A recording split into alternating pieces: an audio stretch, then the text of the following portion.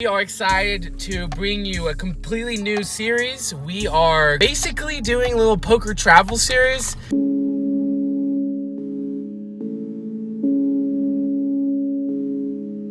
look at me. We're about to slam a beer, baby. Next Gen Poker, subscribe. Yes, sir!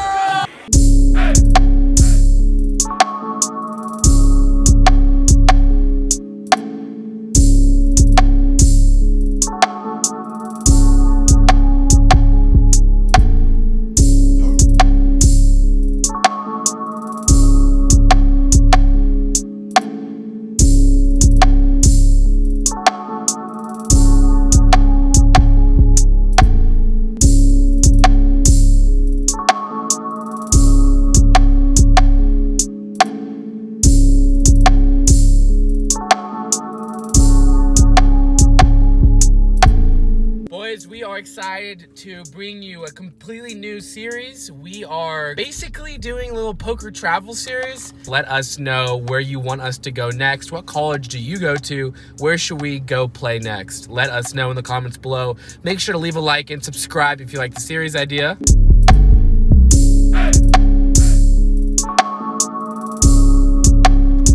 This motherfucking What up? How's it going? Degen ass going to gas station casino.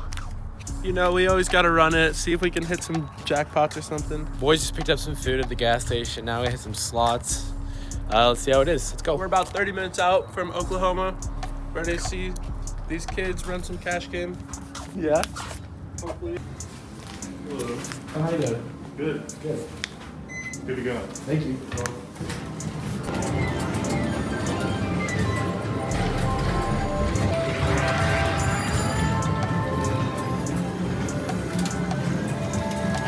Rosie, what you get? I got wing bites. We got wing bites. We got a gas station burrito. Oh, that thing looks something. That looks great, right? Yeah. We're at the casino, baby. Let's go run some 1-3. So boys, we are on an adventure, a first part of an amazing series. We are going to Oklahoma University at Norman, Oklahoma, visiting some SIG-EPs there. Shout out to David Streller and Nick Shivers, boys. You are the mans. We're super excited to be hosted at these games. We actually just stopped at a Chickasaw travel shop, and Frankie got kicked out of his very first casino, so cross that one off the bucket list. Let's play some cards. I don't have much more to add. Let's do it. To start off the night, we look down at a premium ace-king offsuit in middle position. There's a $6 button straddle, and I decide to bet $15 in middle position. Cade, our good buddy in the small blind, makes the call, and everyone else folds, so we're off to a flop, heads up in position the way we like it, and the board comes 3-7 jack rainbow. I fire out a c-bet of $15 and he makes a call. I'm putting him on a pretty wide range here, and I can definitely still have the best hand sometimes. The turn comes the 10 of clubs and he checks to me once again. I don't think I need a bet too big here. I want to make it look like I have a jack or an overpair trying to squeak out value from him, and so I decided to just bet $30 here, and Cade makes a call again. So I'm getting a bit worried here, but still, I don't think he has that strong of a hand, and there's still a few hands that we can beat that he might be calling with, such as 5-6 of clubs, something along those lines. The river comes the 4 of spades, and I think this is a pretty good card to continue on. I don't think he has a lot of jacks here, and when he checks to me for a final time, I decide to bet $60. It's a little under half pot. I'm hoping to make it look like I'm begging for a call, trying to get some thin value from him on the river. However, that's not the case. He tells me that he thinks I'm bluffing. This is one of the very first hands that we sat down to, so he has no idea of what type of player I am, and he makes the call. I tell him good call, and he flips over 5-3 suited, so he flopped bottom pair and was able to stick around the whole way. I guess I should have blasted the river to get him off of that. Nice call, Cade, and now I know never to bluff Flez. I have a really, really strong hand too. You get it? Here we go. It is showtime. Me versus Flez, the man, the myth. We got pocket twos under the gun. I go for the lovely limp. Flez opens to $15 middle position. We see a call from the big blind. I make the call as well.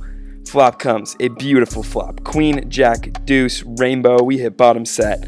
I check to Flez. He bets $15. Big blind folds, and Flez has a pretty loose, aggressive reputation at this table. I don't want to scare off his bluffs just yet. For that reason, I only call. Turn is the 6 of diamonds. I check to Flez again. He sizes up to $35. Now it's time to put in the check raise. We have a really strong hand. I check raise to $85 and he makes the call. The river is a king. He only has $121 left behind. I think going all in is the best option here. That's what I do. He goes into the tank.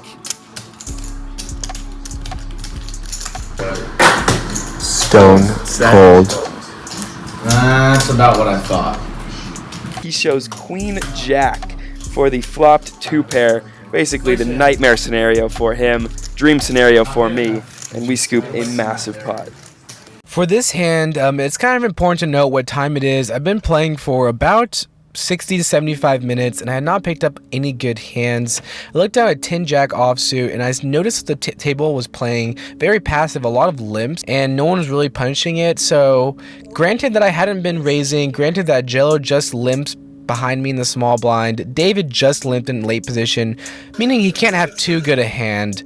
I decided to raise and try to get everyone out of the hand early and make it $16. Unfortunately, we do see a call from David and Jello folds, so that's good news. We're going to a board heads up with a hand I don't raise pre-flop too often, and that flop comes 7, 6, 10. I do flop top pair, good news for us.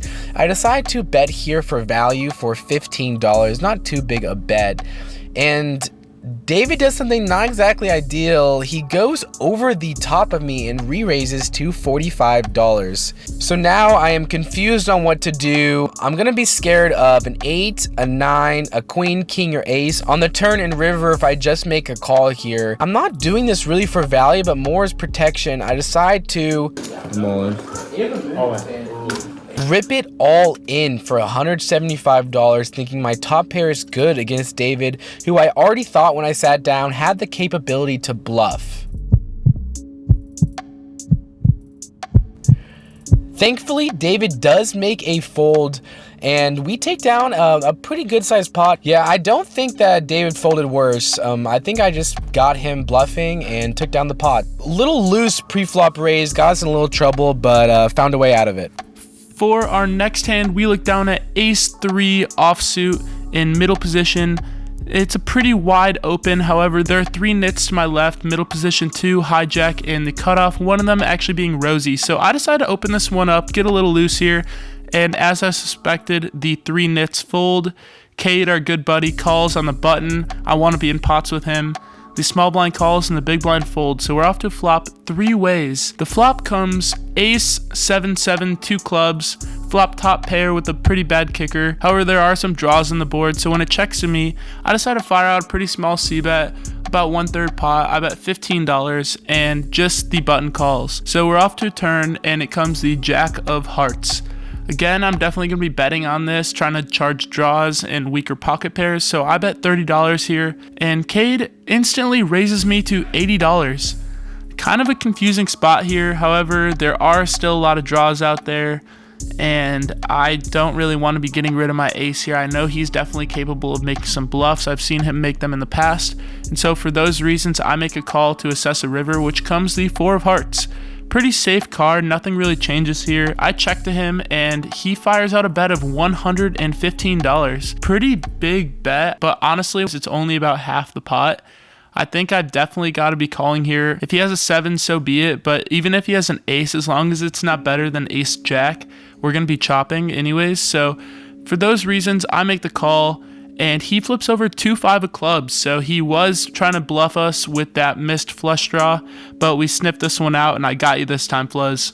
Looking down at a fun little bomb pot. Did these every about 30 minutes. We play a little game with ourselves every time. We never look down at our cards first. We always look at the board first, so we know what we want our hand to be, right? We gotta reproduce the magic. Come on, 5, 6, just one time. King 5, okay. Well, we have an open-ended straight draw on the top board. On the bottom board, we have top pair. I am fine just check calling here. I'm not going to be folding really to any size bet. I feel like I can call any bet pretty profitably. And another call. So we're off to a turn card, and the first turn card is the 5 of spades. We hit trips on the bottom board, and on the top, the ace of diamonds. Beautiful 2 turn cards. I'm ready to get all my money in the middle. I decide to check again with the intentions of jamming against the player. Unless he has 5-6, I'm gonna be doing all right. He does check it back though, so let's go off to a river, which is the king of spades on the bottom board and the 7 of spades on the top. Wow, very good river cards as well. This hand just keeps getting better and better. I am ready to rip it all in. Let's see if we can scoop, boys. Full house at the bottom, straight up the top. No, actually, we do not scoop it completely. The opponent has pocket 6s for a better boat on the bottom board, but we do have him on the top board. Was in a really good situation there overall. Unlucky to run into pocket 6s there, but I'm fine splitting a bomb pot up. No worries. Oh boy, this is a fun one. We look down at ace-5 suited in under the gun +1. I bet $15 and the hijack 3-bets me to $40. The button cold calls and it's back onto me for only $25 more. I decide to see a flop. I make the call, out of position though, and the flop comes pretty nice for us. Queen 10-2, 2 diamonds, so we pick up a nut flush draw along with some backdoor straight draw possibilities. I check, the hijack, the original aggressor, bets $60. The button folds and he's got about 280 total in his stack, so $220 behind. I think he's definitely got a lot of overpairs here. Also, he has ace king though, and some weaker queens or maybe pocket jacks might bet like this. So I think if I put a lot of pressure on him, there's still some of his hands that beat me that he can fold out. So for those reasons, I actually jam here. I'm hoping that makes it look like I have a set, trying to really charge those draws. And right as I jam, we get a comment. I think your setup deuces is good. Hopefully this guy will believe us that we have a set. Anyways, he tanks for a long time, lets me know that he is ace queen offsuit, so top pair, top kicker. At this point, I'm almost assuming there's no way he's folding. However, I sit silently and eventually he lets it go. I flip over my semi bluff and he's pretty frustrated when the board runs out ace 9, 2 black cards, and so we don't hit our flush and we get a little bluff through here. Nice pot coming our way. Run it. This hand is a bomb pot. Yes, you heard that right. I'm playing a bomb pot. Top board, ace 6-6. Bottom board, 8 jack 7. How about jack 6? I'm down. There's 9 people at the table, so $5 each, 45 in the pot. I bet $35 into 9 opponents, and only David makes the call. Going heads up to a turn, which is a 9 and a 4. Does not change much. David checks, and I probably should be betting, but we don't really know how to play bomb pots, so we just check. The river is a 3 and a 5, giving us a straight on the bottom board to go along with our trips on the top. David checks. It's now time to go for value. I decide to bet $55, and he snap calls. So I'm pretty sure we are chopping, as he would have a 6 as well. But no, I say 6 and he mucks. And we take down over a $200 pot in a bomb pot. We scoop the whole thing. You don't see that every day from me. Very, very cool stuff going on here. They want to keep playing. Yep, that is Rosie talking to someone else at the table. He has already cashed out, but Jello and I want to keep playing. As I bump it up to $17 here with a pretty strong hand, not the very top of my range, but definitely warrants a raise. Ace 10 of hearts in late position. We see one call in the big blind. That is David. He is going to be calling. In my mind, at least, I think pretty loose. So we go off to a flop, which comes Queen 4 Jack, 2 hearts. Probably about the best board you could flop without flopping a pair or anything. Before I can do anything, listen to this conversation. You seem like a cool guy that slammed me. Like, drink the whole thing right now? Yeah, that is Flez talking to Jello. We'll get back to that as I decide to c-bet here to $22. Happy to win it right here as I just have ace high, but definitely okay with the call as well as I have a lot of outs to hit straights and flushes. Going off to a turn card after David finds a call, we see the ace of spades. So we do hit top pair. We have something here. The hand just kind of gets better and better. He checks to me and I want to bet for value here. I don't want to size up. I want a queen or a jack to call, so I make it $35. And David doesn't take too long before jamming his entire stack in, $175. I don't think I can do anything here with a flush draw and top pair except make a call, and that is what I do. And immediately after that, David says, how many times can we run it? And that's a pretty good sign for me. That means I'm probably ahead here. It's his home game. I offer 3 times and he accepts. Let's go off to 3 boards, hoping for a pretty safe run out. First card is a 7 of spades. The second board brings a 7 of clubs. Lastly, we see, hoping for a heart, the 2 of spades. And we flip over ace 10 of hearts, and we are good on all 3 boards as David had 8 9 of hearts. So bad time for him to semi bluff with the flush draw as I had his outs blocked. So good hand overall, David, and nice final pot. Now we go out. No. Good? Yes, sir. At this house game, we are also playing the 7 deuce game where anyone that wins a pot with 2 7 offsuit or suited, regardless of the way they win the pot, everyone else has to give them $5. We're playing 9-handed right now, so that's a $40 profit just from winning with that. Thank my lucky stars, it folds all the way around to me. The big blind asked me if I want to chop it. I say hell no, and I bet $15. Big blind snap folds, and I flip over the deuce 7 and collect a $43 profit for only risking $14. We then look down at pocket 10s a few hands later to wrap up the night. It's on me in the cutoff after 2 limps to me, and I bet $20. The small blind doesn't hesitate to 3-bet me to $60. Folds back around to me. I think I'm going to be making the call most of the time here with 5th best hand in poker. Let's take a flop in position and see what we can do. Anyways, I make the call, and the board comes 2-4-5 rainbow. The small blind thinks about it and bets $50. I think he can be doing this a lot of times with ace queen, ace king, ace jack, and definitely all his overpairs as well. So because there are still some bluffs in his range, I make the call and assess a turn, which is the 8 of spades. Again, nothing really changes here unless he has pocket 8s, and he bets 140 into me. This is a huge bet.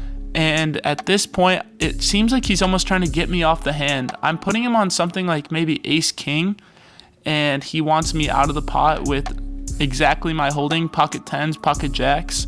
I stay stubborn though, I stay a little sticky, and I make the call for 140 to assess a river, which is a horrible one. The 3 of clubs. Pretty much any bluff that he had in his range is going to contain an ace. Now he just got there with the straight, so I lose to all overpairs as well as the straight. What's interesting enough though, he actually checks it to me, and I think that this is going to be a card where I just have to check back.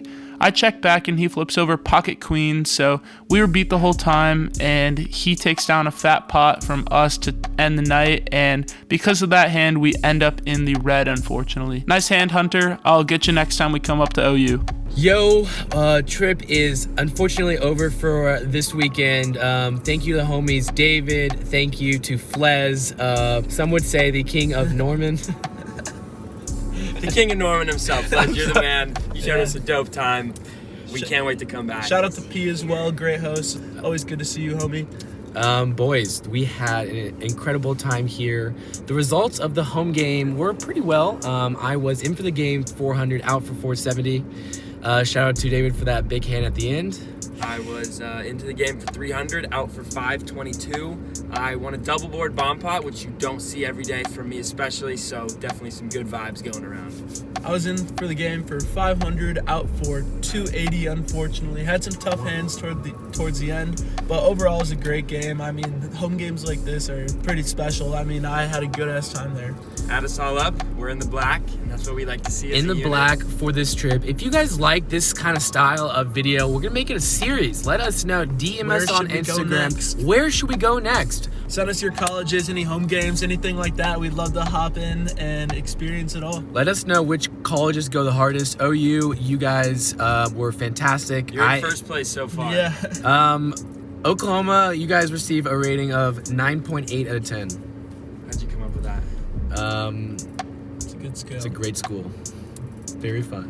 And on that note, we will catch you boys in the next one. Boys, make sure to leave a like if you enjoyed. Subscribe. Check out this sweet Merch. section. Looks Merch. pretty good, very Want some comfortable. merch? Instagram, TikTok, words, all the things. Do all the things. We love you guys. Click follow. Bye. Peace. Peace.